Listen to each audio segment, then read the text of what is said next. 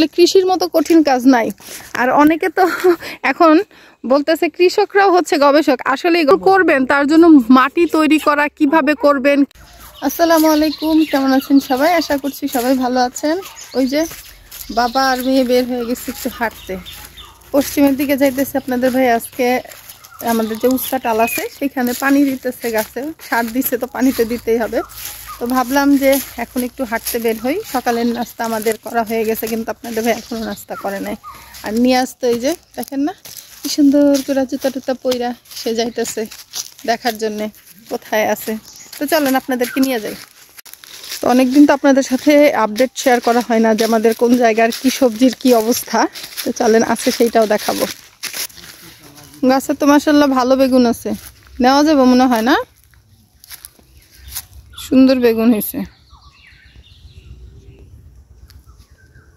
Tomato কি সব এই জায়গাগুলো নেও নাই নাকি এগুলো রয়ে গেছে? তো ওইখানে একটা বড় আছিল, ওটা নেও নাই না মানুষ? এখনো আছে? আমি তো ভাবছি বুঝি এতদিন এটা সাবার হয়ে গেছে, কেউ নিয়ে গেছে। উস্তা আছে নিচে টালে? নাই তো। হ্যাঁ বাবা, নাই। এটা হইতেছে একটা সমস্যা, পোকা হুল ফুটাইলে পরে এইরকম করে পাকে ভিতরে নষ্ট হয়। এর জন্য আমরা গত বছর দিয়েছিলাম ফেরোমন ট্র্যাপ। তো এই বছরও ট্র্যাপের দরকার আছে, একবার দেওয়া হয়েছে, বাট সেটার পরবর্তীতে পানি না দেওয়ার কারণে নষ্ট হয়ে গেছে। তো আপনাদের ভাইয়া ওইখানে নিচে বৈশা পাতা ফেলতেছে, কারণ এটার মধ্যে এত বেশি পাতা হয়েছে যে না ফেললে হয় না। দেখাই আপনাদেরকে একটু টালের ভিতরে, এই যে অনেক। আর এইরকম ছোট ছোট হয়ে থাকে, যদি ঠিকঠাক মতো বাড়তে না পারে এই যে উপরে পইরা থাকে, এগুলো নামায় দেওয়া লাগে। এইরকম অনেক কাজ আছে, আসলে কোনো কাজ সহজ না। আপনাদের এর আগেও বলছিলাম, যারা মনে করে যে সহজ কাজ, আসলে কৃষির মতো কঠিন কাজ নাই।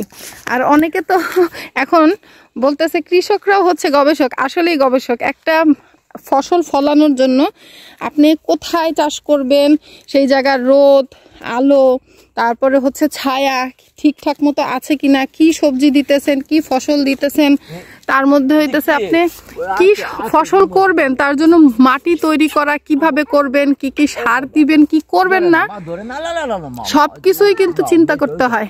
আর এত চিন্তা ভাবনা করার পরে যখন কাজ হয় তখন কিন্তু একজন কৃষক সত্যি বিজ্ঞানী, কারণ তার চিন্তা ভাবনা, কাজ আর ফলাফলে মিলাই কিন্তু যখন ফসলটা আসে তখন কিন্তু তার বিজ্ঞানের যে এক্সপেরিমেন্ট সেটা সফল হয়।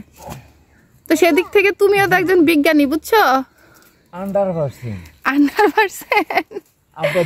এর আগে আমি কিন্তু আপনাদের ভাইকে একদিন হেল্প করছিলাম এগুলো নামাইতে, পাতা ছিঁড়তে। এই টালের মধ্যে গেলে কোমর টোমর ব্যথা হয়ে যায়। নিচা তো আমার মতো টাল দেওয়া দরকার, আমার মতো লম্বা 5 ফিটের উপরে দাও, তাইলে তুলতে সুবিধা, দাঁড়ায় দাঁড়ায় তুলবা। এই যে ভিতরে ভিতরে এরকম করা আছে, এই যে করা।